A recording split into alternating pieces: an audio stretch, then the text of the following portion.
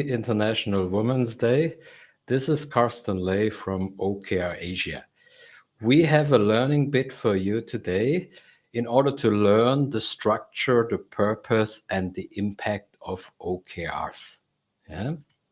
And I will give you then in the second half also a personal example from me, which is very at my heart this week. Yeah. So you have here on top our contact information. You have my email and our web pages if you want to contact us later. So let's jump inside. What are OKRs?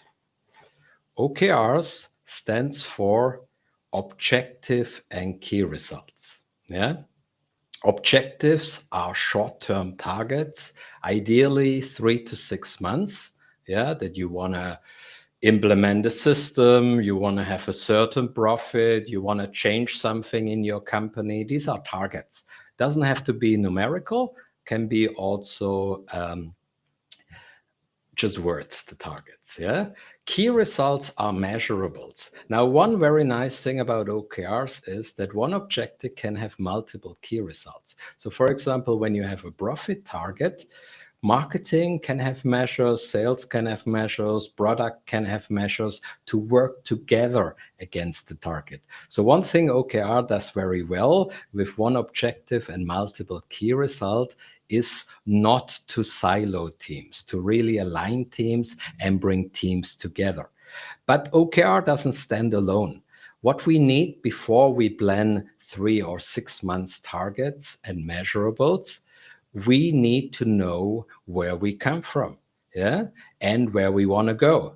So what are our previous results? What is our strategy? What is our purpose? And this is another advantage of OKRs. If you roll out OKRs in your entire organization, people will know and will get the information why they have to do certain jobs or why they have to hit certain targets, because you have to connect the purpose to your objective. So if your objective is a sales target and you say we want to have, I don't know, 10 million profit in the first quarter of the year, you have to tell us why. Why do you need 10 million profit? Is it for the company? Is it to pay the salaries? Is it to invest in something? I don't know. That's a little bit where it's more challenging to do OKRs for the leadership team, because people can ask all the time for the purpose.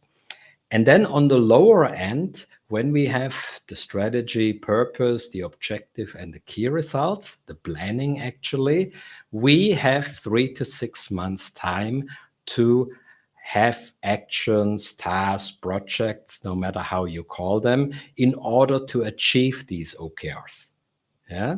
So this is normally what your team is planning. If you are a good leader, and we are now in an age of agile and servant leadership, normally a leader will not give the team the actions anymore. A leader will give the team or align with the team the OKRs together, and then the team develops the actions on their own. This is empowerment. I mean, it's also the topic today. This is empowerment. This is engagement. That you as a leader don't have to do everything for the team, and you give them some stages, for example, the key result or the actions, where they can come up with their own ideas. Yeah, this is very important because OKRs is a part of agile management.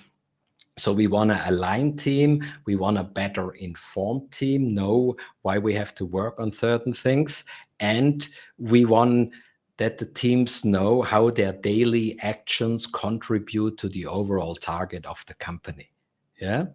So these are the 4 dimensions of OKRs.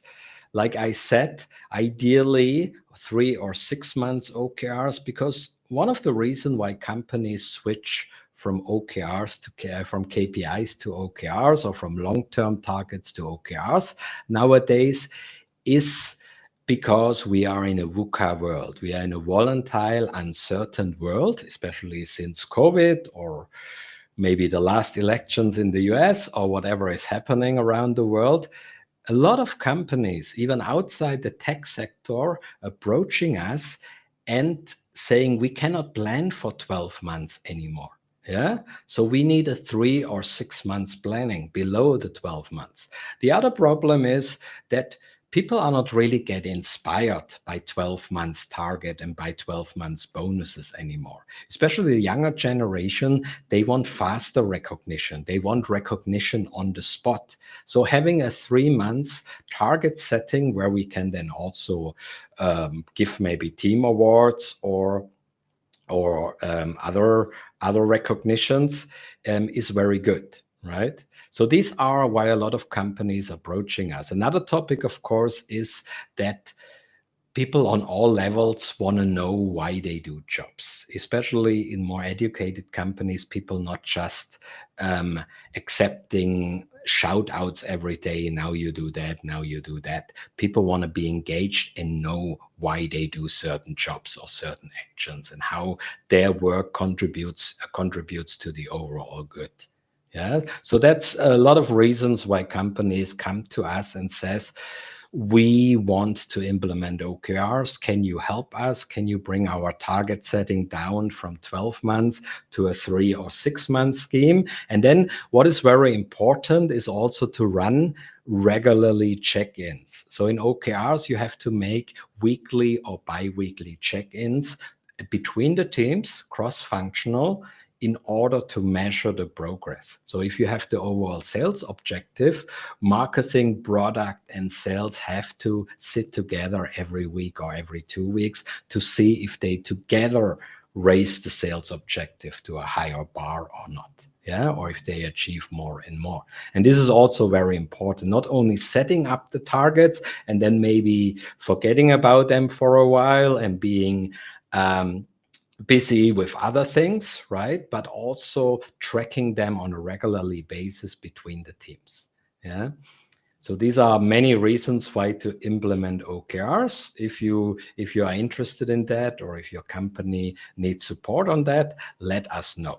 So one personal example from me I want to share today is I have a personal OKR. You can see it on my LinkedIn, Carsten Lay, just my name. There are not so many of me.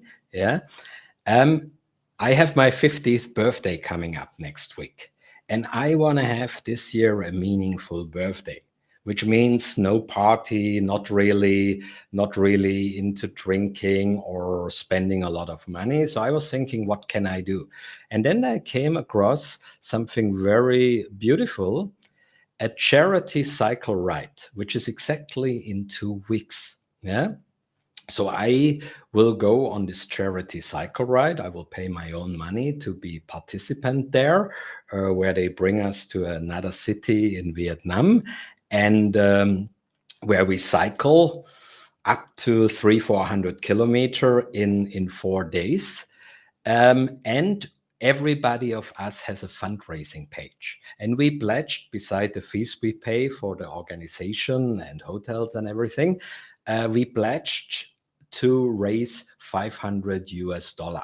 That was the pledge. So my key results, my personal key results next week, first, things I can control, and we call that internal or work output key results. I will ride on the 4 days minimum 50 kilometer, which now in March in Vietnam can be a little bit challenging because it's very hot and it's a very hilly terrain. And I'm not really a pro biker. Yeah. So one of my actions later, you will see that I train now every day, riding bicycle again. And another target, of course, 50th birthday. I'm a guy, I want to get fit, right? Midlife crisis, maybe already, I don't know. I want to get some kilos down. So shed minimum 2 kilos and stay fit. Yeah. And then the key result, which is the real outcome and the one I cannot really control because it doesn't depend on me. We have this page. You see the link below. I mean, it's also an opportunity here. I want to raise, or I pledge to raise minimum $500 for children's scholarships or for building schools. Yeah. So these are the key results. So you see, if I would be a bigger organization, there would be an operational part with the writing, there would be an outcome on the processes, which is me. I'm the system and the process with 2 kilo, and there would be a sales target, of course, right? This is a little bit how it works. Yeah, but it's very important to have different kind of key results, to have key results you can control, but also key results you cannot control, which are more on the market side or on the customer side. Otherwise, it's not OKRs. Yeah. So how will I do that, or what am I doing at the moment? I'm cycling since 2 months almost daily to get into the rhythm again. I'm also posting a lot, of course, about my charity link and what the charity is for. And I also post some explainer videos or some links directly from the charity, that people know that the money doesn't go to me, but the money goes to a social cause and a meaningful cause. Yeah. And that's what we do. And we also use the OKR methodology for that. So I hope my talk was inspiring and you learned something about a different goal setting methodology, yeah, by OKRs, what O stands for, what KR stands for, that you really need a long-term planning for that, that you have to connect the actions from a lot of different teams to your objective and key result, and that everything has to be measured on a weekly or bi-weekly basis. I think that's very important. You can use OKRs for your company, for your teams, you can use them personally, for your leadership, for projects, for anything. Okay. So thank you very much for having me, GSDC. I'm very happy that I could contribute to the International Women's Day and hope that some of the talk today was inspiring for you. Have a great day. Thank you very much.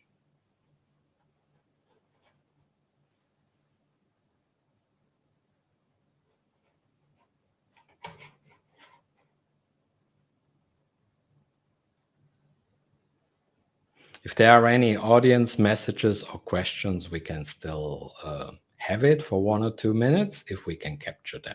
If not, maybe you get a nice break before the next speaker starts. Thank you very much.